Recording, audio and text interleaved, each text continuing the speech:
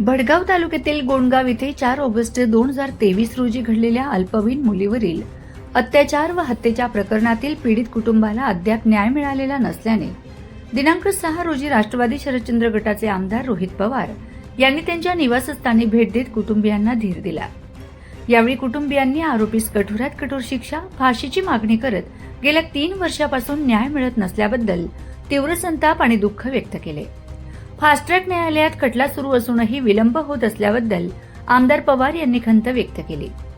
पीडित कुटुंबाची आर्थिक व राहणीमानाची परिस्थिती अत्यंत हालाखीची असल्याचे लक्षात घेऊन त्यांनी गावच्या सरपंचांना तातडीने जागा उपलब्ध करून देण्याच्या सूचना दिल्या। तसेच कुटुंबासाठी घर बांधण्यासाठी स्वतः आर्थिक मदत देण्याचे आश्वासनही त्यांनी दिले।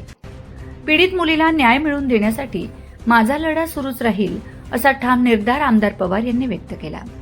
या प्रसंगी माजी आमदार सुनील भुसारे, जिल्हाध्यक्ष प्रमोद बापू पाटील, महिला जिल्हाध्यक्ष कल्पिता पाटील, अल्पसंख्याक जिल्हाध्यक्ष एजाज मलिक, युवक प्रदेश अध्यक्ष चाळीसगावचे नगरसेवक अभिषेक देशमुख, माजी नगरसेवक विकास पाटील पाचोरा, गोंडगावचे सरपंच राहुल पाटील यांच्यासह राष्ट्रवादी शरदचंद्र गटाचे कार्यकर्ते व ग्रामस्थ मोठ्या संख्येने उपस्थित होते।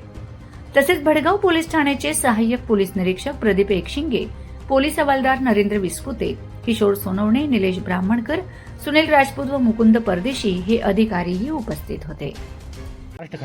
भडगाव तालुक्यामध्ये ही जी घटना 2023 ला घडली होती ती अतिशय दुर्दैवी होती आणि तुम्हालाही माहिती आहे की त्या दिवशी अख्खा जिल्हा, अख्खा महाराष्ट्र त्या पीडित मुलीच्या बाजूला तिथं उभा राहिला होता। पीडित मुलीचं वय 7 असेल, तिच्यावर अत्याचार झाला। अत्याचार करणारा 18 ते 19 वर्षाचा त्यावेळेस होता आणि मग त्यानंतर तिला अक्षरशः ठेचून तिला तिथं मारण्यात आलं। नरसापूरला जी घटना काही दिवसांपूर्वी 3 वर्षाच्या मुलीवर घडली ती अशीच काहीतरी तिथं घडली होती। खरं तर ही घटना घडून 3 वर्ष झाले। त्यावेळेससुद्धा तुमच्या सगळ्यांच्या म्हणजे मीडिया असेल, इथल्या लोकांच्या प्रयत्नांमुळे, सामाजिक कार्यकर्त्यांच्या प्रयत्नांमुळे त्यावेळेस फास्ट ट्रॅक कोर्ट हे लावण्यात आलं होतं। सगळीकडे चर्चा फास्ट ट्रॅक कोर्टचीच आहे। पुण्यामध्ये जी घटना घडली फास्ट ट्रॅक कोर्ट, त्यानंतर जी आत्ता आम्ही पालघरला सुनील भाऊ भुसारापूर इथं आले, पालघरला जी घटना घडली काल तिथे फास्ट ट्रॅक कोर्टची मागणी करण्यात आली। पण आता फास्ट ट्रॅक कोर्टचा खरंच फायदा होतो का हे कुठेतरी जर बघायचं असेल तर दुर्दैवी घटना जी इथं घडली या गावामध्ये इथं आपल्याला जाणवेल 3 वर्ष होऊन सुद्धा त्या फास्ट ट्रॅक कोर्टमधून अजूनपर्यंत न्याय हा मिळालेला नाही।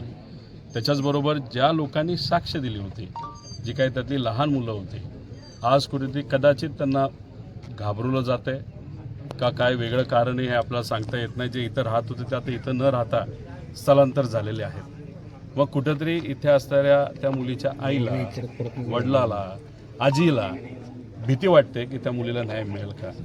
त्यामुळे इथं तुम्ही आल्यानंतर तुम्हीसुद्धा होता। आई प्रामाणिकपणे तिथं हीच सांगत होती की आम्ही गरीब माणसं आहोत, आम्हाला भेटायला त्यावेळेस बरेच जण आली, पण मग 3 वर्ष आम्हाला न्याय मिळत नसेल तर आमच्या या न्यायाचं काय असा प्रश्न तिने तिथं उचलला। आणि खरंच कायदा गरिबाच्या बाजूला आहे का असे सुद्धा प्रश्न तिथं विचारण्यात आले। त्यामुळे मी सरकारला विनंती करतो की काही झालं तरी शक्ती कायदा जो आपण 2019-20 ला तिथं आणला होता तो कायदा लागू करावा, त्याच्यामध्ये अजून काही गोष्टी थोड्याशा स्ट्रिक्ट कराव्यात आणि त्या कायद्याच्या अंतर्गत उद्या जाऊन मी त्या कायद्याकडे बघून कुठं ना कुठे ती लोकांना भीती वाटेल असं कृत्य करण्यापासून आणि उद्या जाऊन ज्या लहान मुली आहेत, ज्या महिला आहेत, त्यांच्यावर होणारे अत्याचार कुठं ना कुठेतरी कमी होतील अशी अपेक्षा आपण तिथं करू। पोलिसांशी आम्ही बोललेलो आहे। इथं घरकुलचा काहीतरी एक प्रश्न आहे, तोही तिथं आम्ही समजून घेतलेला आहे। त्यामुळे इथं याच्यात कुठलंही राजकारण न आणता फक्त या मुलींना, या परिवाराला न्याय मिळावं असा आमचा प्रामाणिक प्रयत्न आहे। राज्यामध्ये कुठेतरी